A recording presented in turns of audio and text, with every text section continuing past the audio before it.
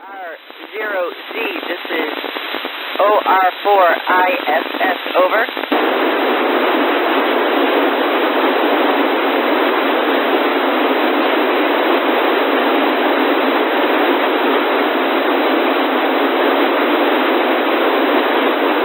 DR0Z, this is OR4ISS, over.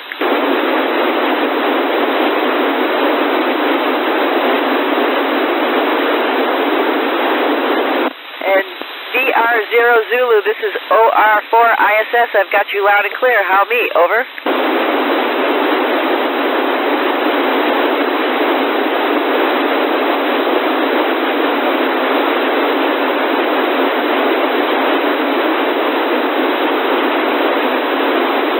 Absolutely, we're all doing great here on the ISS. We're happy to be flying over Europe right now and talking to you.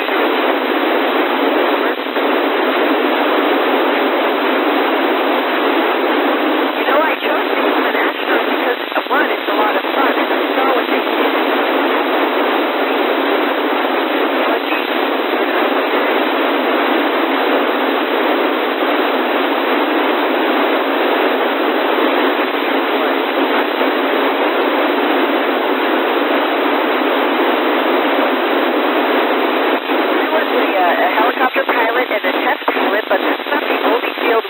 We have doctors and scientists and even a veterinarian in our office. And so a lot of people have a background in science, math, technology, and engineering, and then want to take it another step further to become an astronaut. Over.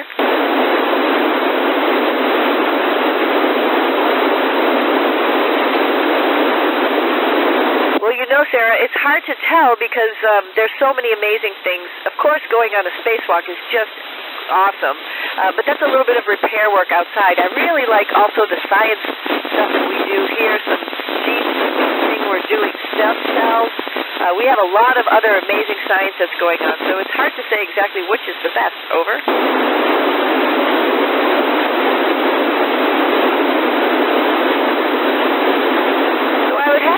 Spacewalk training is hard. You know, the big spacesuit that you go out in space is over 300 pounds. Not that it weighs anything, but it's hard to work in.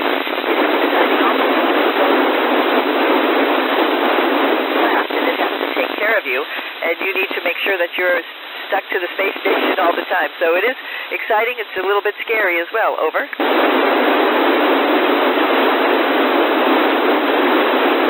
There's all sorts of experiments about primarily, about us, how we live and work in space, but also exploration. We're trying to plan for the next things that we're doing, going back to the moon, going on to Mars, how to grow plants in space so we could feed ourselves, stem cells so we could maybe help ourselves if somebody gets hurt when they're not close to Earth. So there's all sorts of experiments going on. Over.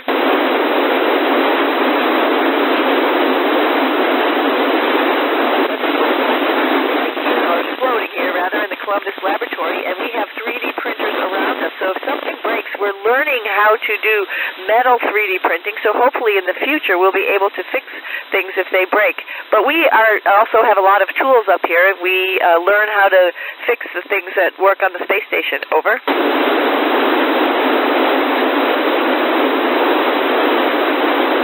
So, we all do everything. It's pretty interesting. It doesn't matter if you're a doctor or a pilot. Everybody gets trained in all the maintenance and all the science, and so we have to be what we call a jack of all trades, master of none. And we work with the ground control, mission control to help us go figure out how to solve the problems we have. Over.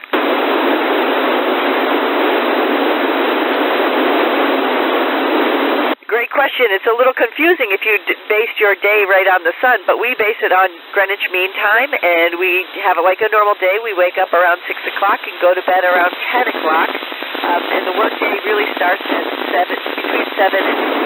It's a lot of working out.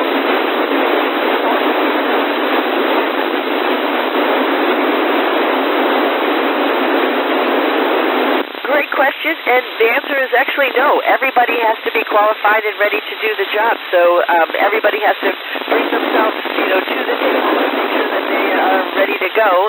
Generally, women are potentially a little bit smaller, and so you just have to work out and make sure you're able to do the task. Over.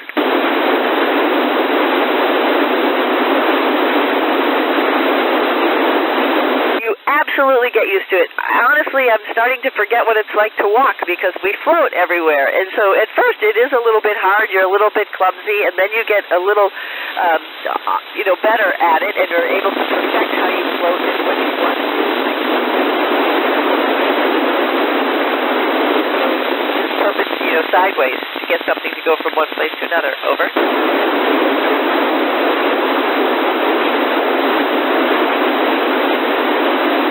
I think most astronauts are okay with about 6 months. It's a little bit of it's almost a half a school year, right? So you start to miss your family and your friends, and you want to go back and smell pine trees and have the rain fall on you. So about 6 months is a good number, but we have had people here over a year. Over.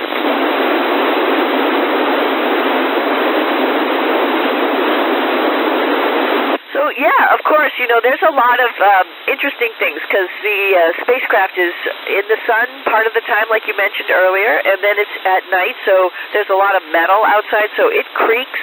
I think that's the biggest impression that I've had, and sometimes, actually, it makes the metal pop a little bit, and so we hear that at night as well. Over.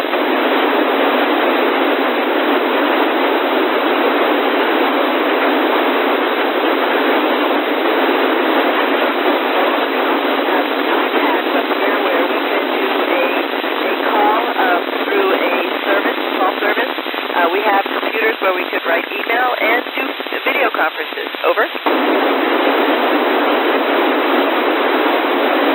Lena, it would be very arrogant to say that there was nothing else out there in the universe. When we look out at the sky, there's so many stars, and so how could you not think that there might be some planets around those stars that might have something similar to life that we know? Over. Generally, we work at the same times, but every now and then we might have a spacecraft that comes a little early or a little late outside of our normal crew day, and if that's the case, if it's on the Russian side, maybe the Russians get up early. If it's on the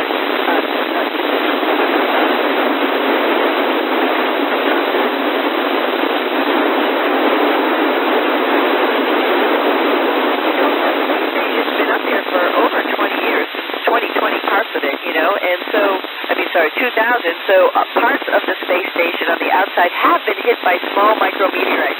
We see that when we go out on spacewalks, and we have to be careful on some of the metal that has been a little bit deformed. Small little craters have been formed. We have to watch out for our gloves because of that. Over.